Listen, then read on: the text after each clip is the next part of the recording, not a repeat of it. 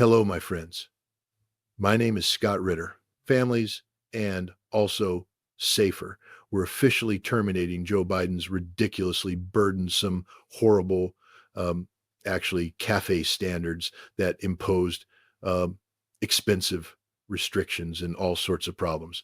Gave all sorts of problems to automakers.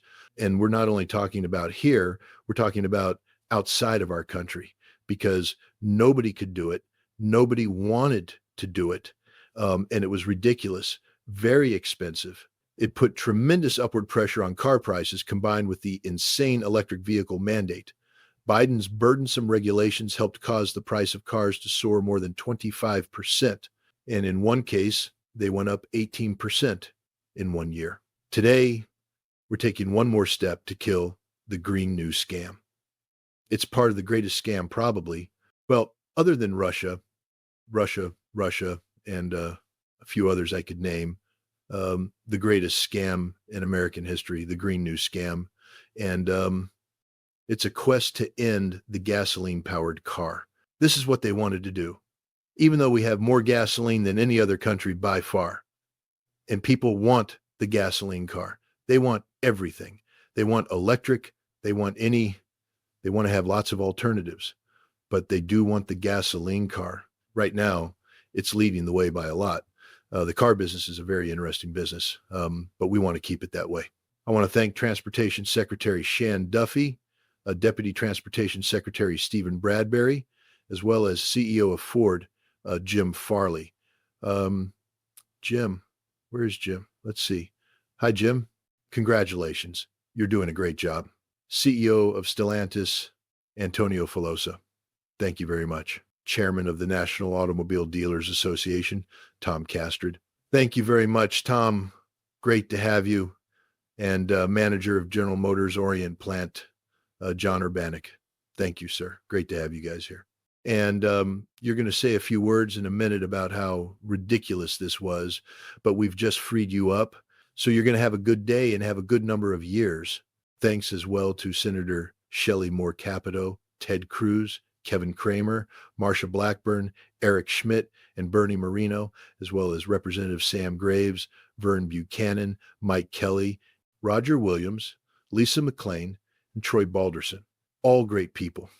These are great people, and I know there's a lot of support long beyond the people that are here. We had tremendous support on this. From day one, I've been taking action to make buying a car more affordable. I signed an executive order to end the unfair, expensive electric vehicle mandate. As you know, where you had to have an electric car within a very short period of time, even though there was no way of charging them and lots of other things, it would have cost $5 trillion to build the charging plants. And as you know, in certain parts of the Midwest, they spent to build 9 chargers, they spent $8 billion. So that wasn't working out too well. That was done before me. I wouldn't have let it go forward. We're canceling the EPA's absurd tailpipe emission standards. One of the most important things is that I've never had a group of people come to me more powerfully and really just devastated that they had to do it. It was killing them. The automobile manufacturers, the tailpipe emission standards. And I can tell you, your people at Ford were coming to me all the time and they were saying like, please, it doesn't do anything and it's killing us and it's driving the costs through the roof. And we revoked Biden's emissions waiver for California so that California communists could not regulate the automobile industry and ruin the entire nation of automobiles. And they were doing that too. But we have that now under control also with your governor, who's got much more than he can control. Now, under the new rules being issued today by Secretary Duffy, the Department of Transportation will rescind the Biden fuel economy prices. And I hate to say that because they were really not economy. They were really anti-economy. They were horrible what they were doing to costs and actually making the car much worse. But these policies forced automakers to build cars using expensive technologies that drove up costs, drove up prices, and made the car much worse. The action is expected to save the typical consumer at least $1,000 off the price of a new car. And we think substantially more than that. Under the Trump administration, $70 billion are now being invested in the American auto industry. Ford has announced it will invest $5 billion across its Kentucky and Michigan plants. Is that a correct statement? That's right. That's a lot. 5 billion. It could do more, creating at least 4,000 new jobs. Stellantis announced that it will invest $13 billion to expand its US-based manufacturing by more than 50% and open new manufacturing facilities across the country. And I think a big part of that is also the tariffs. Because of tariffs, they're coming in, not only the automobile industry, AI, we're leading China in AI, we're leading everybody in AI, we're leading everybody in everything. We have the hottest country right now, I will tell you. A lot of political people behind me, great political people, very successful political people. We have the hottest country anywhere in the world. 1 year ago, we had a dead country, and now we have the hottest country anywhere in the world. And it started from November 5th there. But it also started when we did the tariffs. And we've had tremendous support on the tariffs. It's bringing in trillions of dollars of wealth. It's bringing in national security. And I've stopped 8 wars. And of the 8 wars, 5 of them have been because of tariffs and trade. So they're very important. And General Motors plans to invest $4 billion as it brings its manufacturing back to the United States from Mexico. After falling by 5% under Biden, U.S. auto production has surged by 10% so far this year. You know, I won the auto workers vote, but now even the head of the auto workers said Trump is the greatest president we've ever seen. And he happens to be right about that. But we're protecting our auto workers and we're making foreign speech. General Motors, Mobil, they have to build here. Otherwise, they're going to have to pay tariffs. They won't be able to do business in the United States. And we're going to have a big percentage of the chip industry. As of about a year ago, 2 years ago, we had none. And now we're going to have a very big percentage when it all finishes out. So I'd like to ask Secretary Duffy to speak, and then Mr. Farley, and then Filosa and Herbick and Castrina. And also we're going to ask some of our political leaders to speak, because let me tell you, they went out of their way. This was not easy, and people were brainwashed. This is a green new scam. And people were paying too much for a car that didn't work as well. And now they're going to have a great car that's going to be environmentally friendly, but it's going to cost you a lot less and it's going to work great. All of the nonsense is being taken out of the cars. So Secretary Duffy speaks. Yesterday at the cabinet meeting, the president was talking about affordability. And the way that Democrats talk about affordability is a lie. Today is a perfect example of that. These CAFE standards used what was contrary to the law.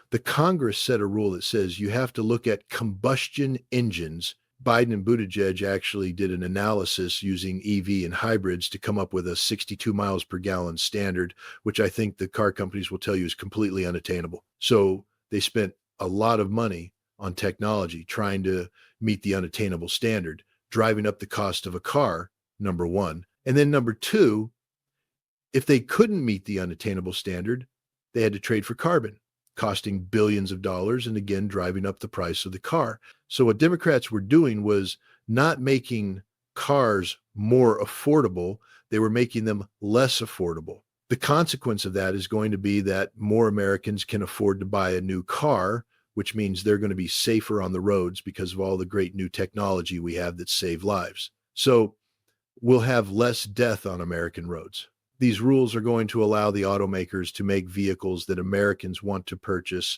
not vehicles that Joe Biden and Buttigieg want them to build. This is important for American jobs. The more cars we sell, the more jobs we have in this country. This is jobs. This is freedom. This is common sense. Then Ford speaks. Today is a victory of common sense and affordability. Ford is very proud to be the number one auto producer in our country. 80% of the vehicles they sell here, they make in our country. They never left, unlike many of their competitors. They're the number one exporter and have the most factory auto workers. This CAFE standard that is aligned with customer demand is the right move. They were number 2 last year in EV sales, number 3 in hybrid, and the leading brand for combustion. They believe that people should be able to make a choice, and they will invest more in affordable vehicles. This allows them to invest in affordable vehicles made in the U.S. which they will take the lead on and will allow them to make vehicles more affordable. One of the other things being done is separate from this meeting, but everybody agrees with it. If you go to Japan, South Korea, Malaysia, and other countries, they have a very small car, sort of like the Beetle used to be with Volkswagen. They're very small, really cute. The question is, how would that do in this country? Everyone seems to think good, but you're not allowed to build them.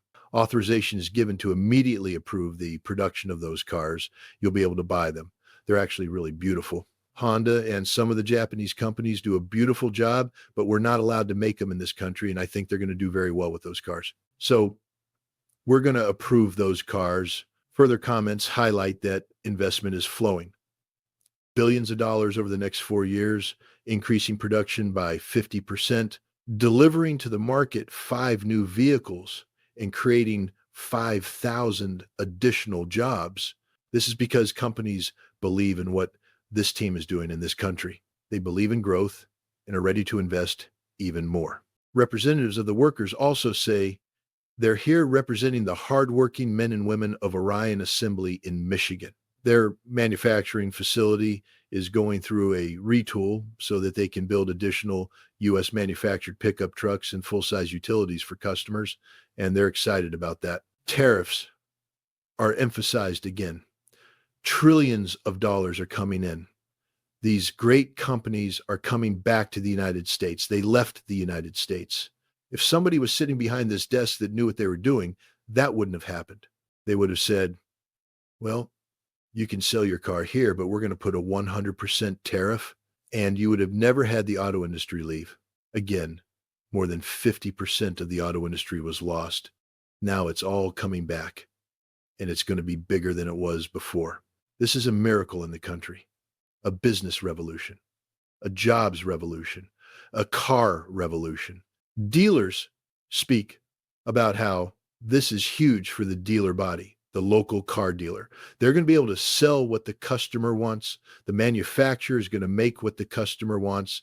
There are options in the big bill that enable people to deduct payments and so forth.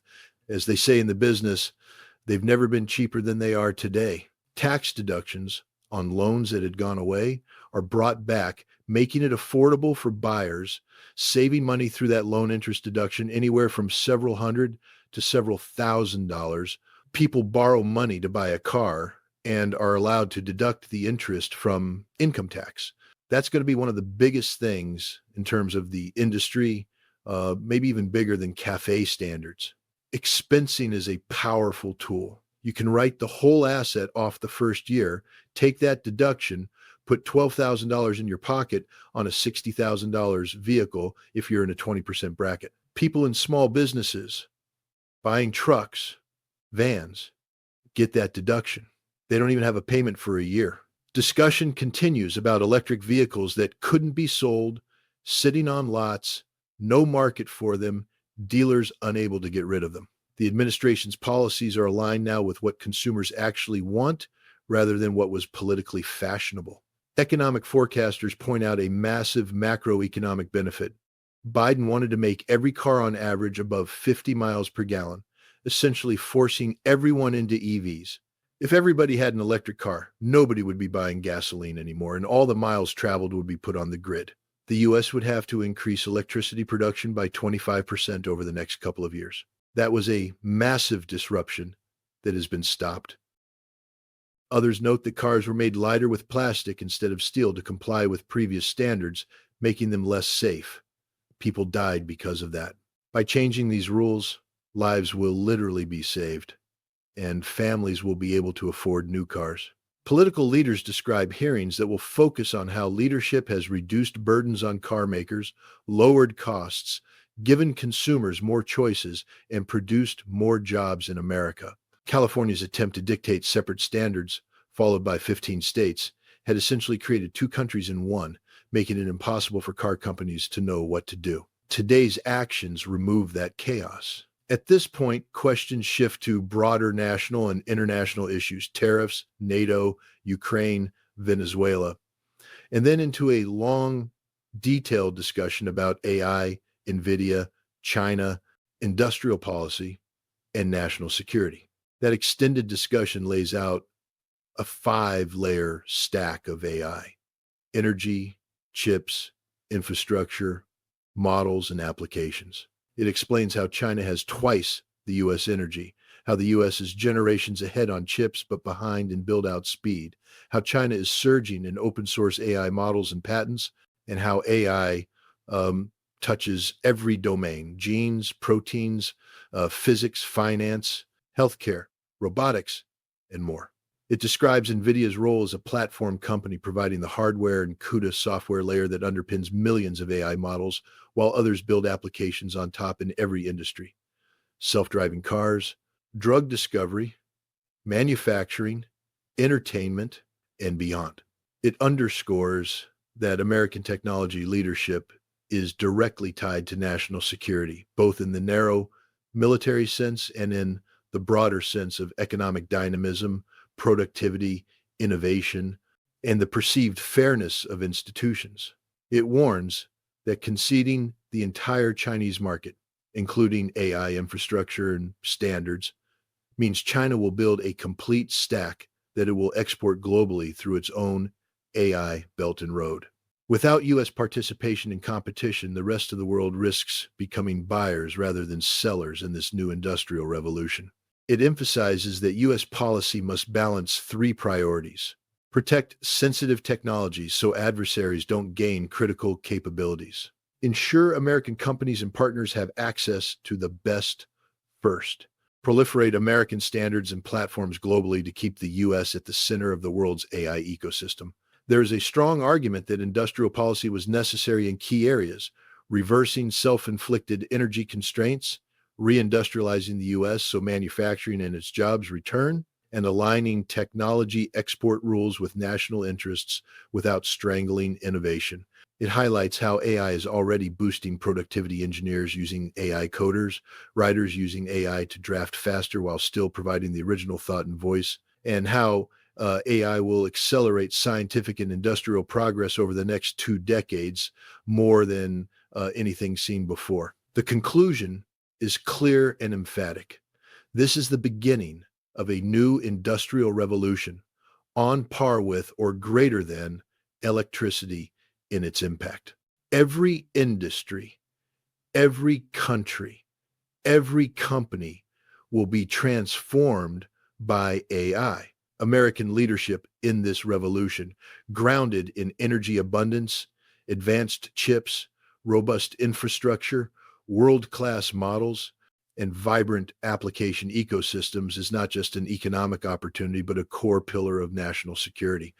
And here's the bottom line: the truth no one can ignore anymore. America is standing at the edge of a new age. Not a slow evolution, a seismic leap in how we build, innovate, defend, and lead the world. For too long, politicians who never touched a wrench, never wrote a line of code, and never signed a payroll have tried to control the beating heart of our economy. They buried us under mandates, under fantasies, under ideologies that looked good in a donor memo but fell apart in the real world. Now that era is over.